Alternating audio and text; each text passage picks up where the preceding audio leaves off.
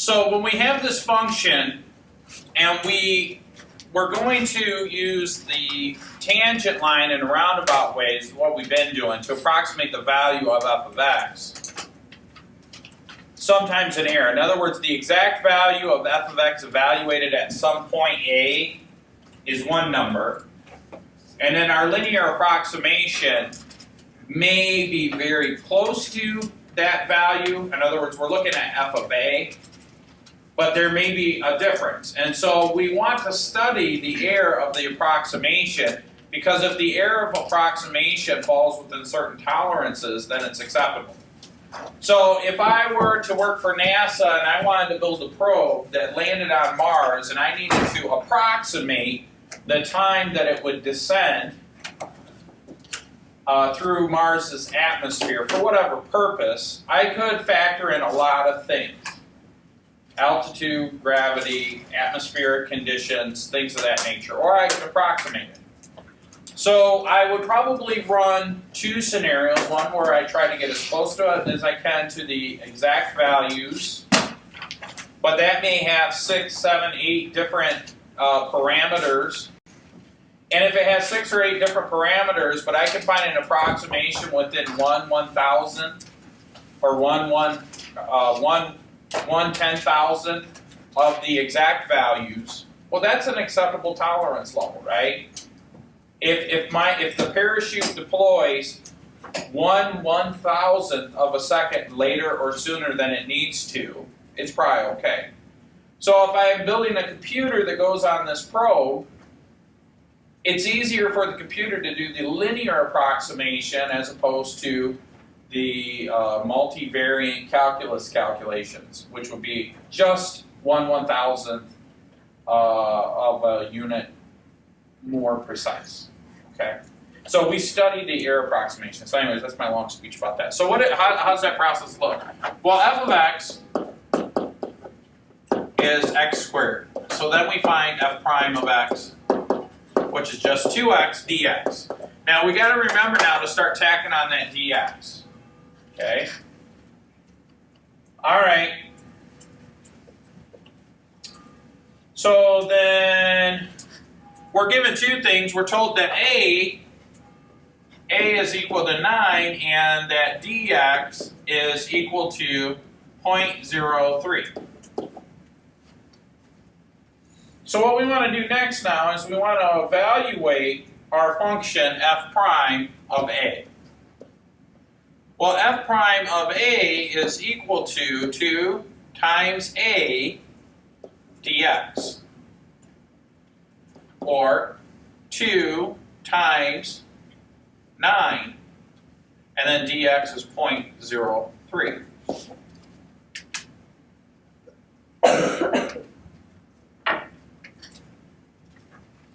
And technically, when I write this as f prime of A, technically that's df, right? So I'm bouncing back and forth through the notations. I remember when I learned this in college, it took me a while to kind of keep track of the different notations, and now I could just kind of go back and forth. But basically, different mathematicians worked on calculus, and one preferred one method and one preferred another method. So there's Leibniz and Newton and a couple other types of notation. This particular type of notation is helpful for differentials, so which I believe, if I remember correctly, is Leibniz notation. So if I plug all this stuff in, I get 0.45. Okay, so what? 5.4. Yeah, I said it wrong. So what does that mean? df is equal to 0.54.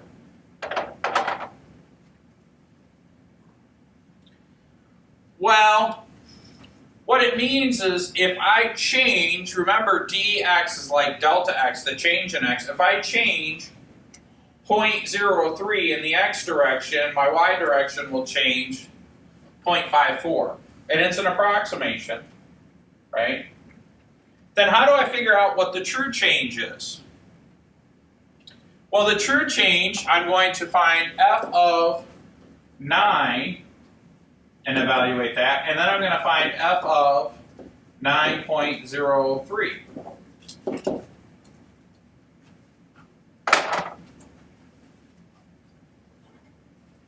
So that I can do on my calculator, because f is just x squared, right? So I'll say 9 squared, which is 81. I shouldn't plug that in my calculator. I'd be offended if I did.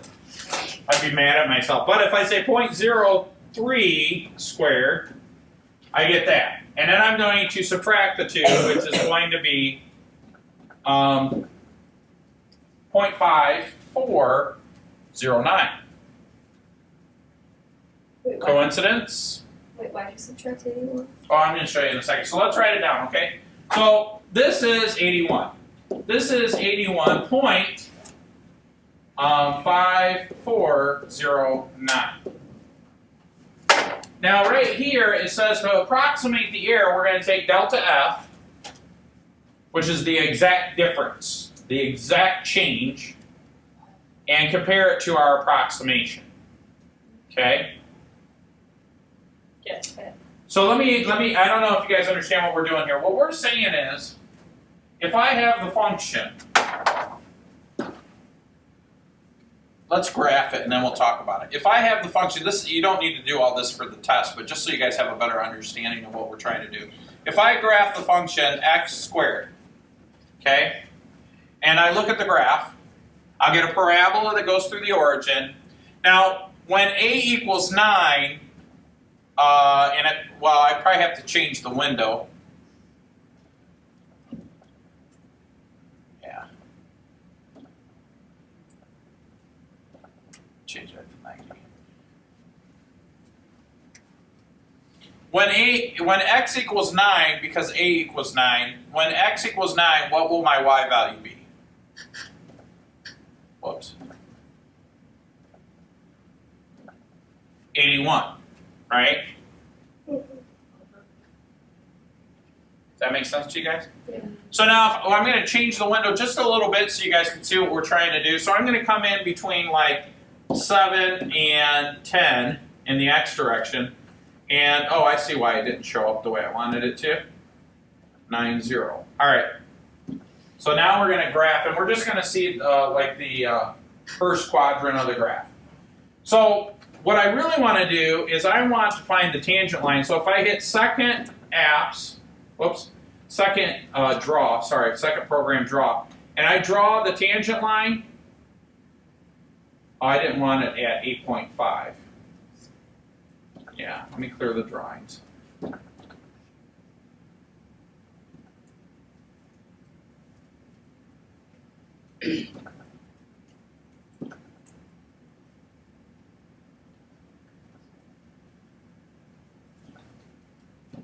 So if I draw the tangent line at 9, basically what we're doing is we're saying, okay, right here at 9, f of 9 is equal to 81. Okay? And we're going to approximate, if I move over here, which is dx, a change in x, 0.03, then my change in f right here, which would be df, could be approximated using this method of 0.54. Okay? Which means that I have an approximate value of 9.03, because 9 plus this 0.3 should be approximately 81.54 based on linearization. Okay, based on a linearization. I wrote L of x, which isn't exactly the term that I should use, but I'm just shorthand. That's the linearization approximation. However, if I go to the original function, okay, if I go to the original function,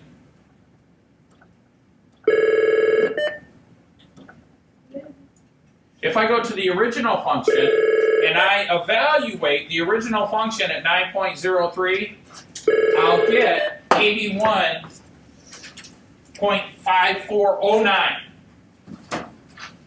Okay? So my approximation is a little bit off of what the exact value is. And that makes sense because the curve is going to go up a little bit more, and then I have the tangent line that's coming underneath it. So they're not going to be exact. But we're doing all this algebraically to find out what that difference is. And that difference is the error that we're calculating. So the difference, the way that you calculate that is you take the absolute value of delta F minus dF. In other words, I'm going to say 81.5409 minus 81. That represents delta F. The difference between f of 9 and f of 9.03. Then I'm going to subtract dF from it, 0.54. And we're looking for the absolute value of this. We want a positive number. Because sometimes we're moving in the negative direction and stuff like that. So really, this number here is 0.54 minus 0.540. Actually, it's 0.54. 0.5409 minus 0.54.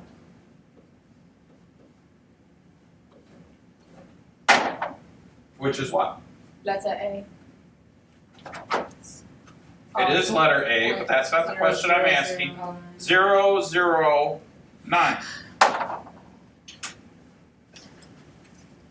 Which is this here. Now the reason I went and explained all of that stuff is because some of you might be tempted or make the assumption that, well, it's f of x squared, and if you take dx and square it, that'll be the difference. No, that's coincidental in this case. If we have a very complicated function, it's a little different to do, right? So what does that mean? That means that our actual exact answer or value is 0.0009 off. That's 9 10,000ths off. Yeah, I'm trying to emphasize the thousandth off, which is acceptable, right? So if I were creating something that needed to deploy right at 81 seconds or 81.54 seconds or 81.5409, this is what it should deploy, right? But if it were to deploy at 81.54, that would be okay. You know what I mean? Do you understand what I'm saying?